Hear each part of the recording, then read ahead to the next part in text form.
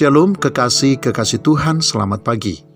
Firman Tuhan di dalam Amsal pasal yang ke-16 ayat yang ke-9 berkata, "Hati manusia memikir-mikirkan jalannya, tetapi Tuhanlah yang menentukan arah langkahnya." Kekasih-kekasih Tuhan, harus kita akui, ada bagian-bagian tertentu di dalam hidup kita yang Tuhan kehendaki agar kita kelola, kita atur, dan bahkan kita tetapkan dengan baik. Hari ini dengan segala sesuatu yang ada, harus bisa kita kendalikan dan harus bisa kita arahkan kepada hal-hal yang baik bagi kita.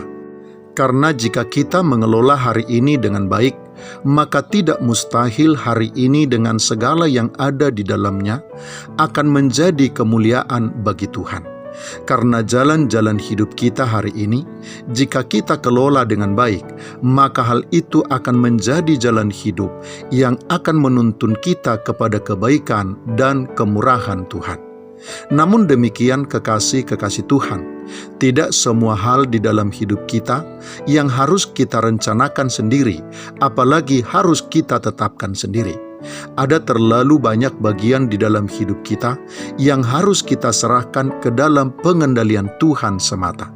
Karena banyak hal yang akan terjadi di dalam hidup kita, terjadi bukan karena upaya, usaha, dan kerja keras kita, tetapi karena ketetapan serta penentuan Tuhan. Dan ayat bacaan kita pagi ini, kekasih-kekasih Tuhan, mengingatkan kita mengenai hal itu. Firman Tuhan pagi ini harus menyadarkan kita, ada banyak hal yang harus kita serahkan kepada pengaturan Tuhan, seperti kelangsungan hidup, kelangsungan jabatan dan kedudukan, atau impian serta harapan-harapan kita.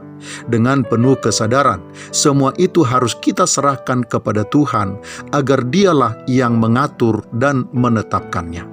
Kita tidak boleh dan tidak dibenarkan dengan segala cara, dengan berbagai strategi, berupaya untuk mengendalikan semuanya itu, agar berjalan dan bergulir sesuai dengan kehendak dan keinginan kita, apalagi supaya sesuai dengan kepentingan kita. Kekasih-kekasih Tuhan, Tuhan tidak melarang kita untuk mengelola kehidupan kita hari ini, termasuk untuk merencanakan dan merancangkan apa yang harus kita kerjakan. Tetapi kita tidak boleh dengan berbagai cara berusaha untuk menetapkan apa yang akan terjadi di dalam hidup kita. Sebab sejatinya hidup kita bukan ada di dalam rancangan kita, tetapi sepenuhnya berada di dalam rancangan Tuhan semata. Selamat pagi. Tuhan Yesus memberkati. Shalom.